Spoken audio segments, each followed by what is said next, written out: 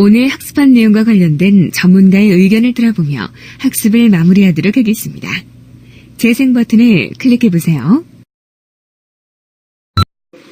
우리나라 정보통신망법에 있는 개인정보 보호에 관한 법률에 보면 개인의 정보는 필요 이상으로 과도하게 수집하지 못하도록 규정하고 있습니다.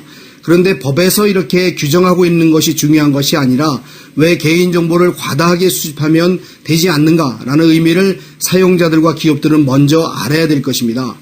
이러한 개인정보를 과다하게 수집하면 그 과도하게 수집된 정보들이 악용될 우려도 있고 언젠가는 유출될 가능성이 있기 때문에 개인정보는 필요 이상으로 수집하지 못하도록 법에서 강제하고 있는 것입니다. 이렇게 과도하게 수집된 정보는 쉽게 예를 들어서 이야기하면 뷔페 식당에서 필요 이상의 음식을 가져다 놓는 것과 같습니다. 그 어떤 서비스를 하기 위해서 꼭 필요한 정보 이상의 것을 갖다 놓으면 이 정보들이 언젠가는 나쁘게 사용될 수 있는 가능성이 있다는 것을 먼저 알고 꼭 필요한 정보들만 수집하는 기업의 자세와 사용자들의 의지가 필요하다고 생각이 됩니다. 그리고 사용자들은 자신의 정보가 어떻게 수집돼서 어떻게 사용되고 있는지에 대해서 항상 관심을 가져야지만 2차 공격, 피싱 등과 같은 공격 등을 당하지 않는다라는 사실을 항상 인지하고 있어야 될 것 같습니다.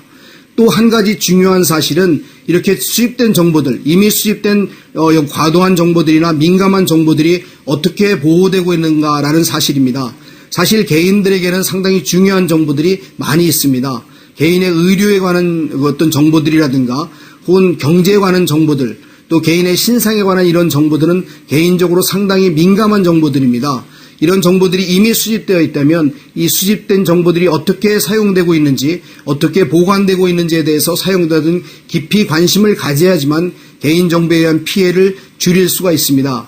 이러한 개인정보에 대한 문제는 단지 개인만의 문제가 아닙니다. 이런 개인정보가 유출되면 사회적인 혼란이나 질서의 혼란을 가져올 수 있기 때문에 개인정보보호는 단지 개인의 차원을 넘어서 국가적으로 보호해야 되는 대상이라고 생각이 됩니다. 물론 이렇게 과도하게 수집된 정보들이 상업적으로 여러 가지로 이용될 수는 있습니다. 그러나 이 이용되는 것보다 이 개인의 여러 가지 권리가 보호되는 것이 훨씬 더 중요하기 때문에 앞으로도 이 개인의 정보는 필요한 만큼만 수집되고 이미 수집된 정보는 잘 보호되는 이러한 풍토가 마련돼야지만 이 국가가 안전한 사이버 사회를 만들 수 있게 될 것입니다.